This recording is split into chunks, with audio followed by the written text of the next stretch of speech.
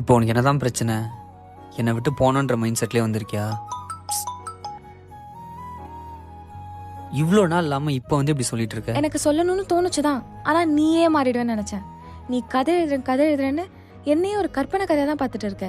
இதுக்கு மேலே உன்ன மாதிரி ஒருத்தன் கூட நல்லா ட்ராவல் பண்ண முடியாது. இங்கே பாரு, என்னால் என்னை மாற்றிக்க முடியாது.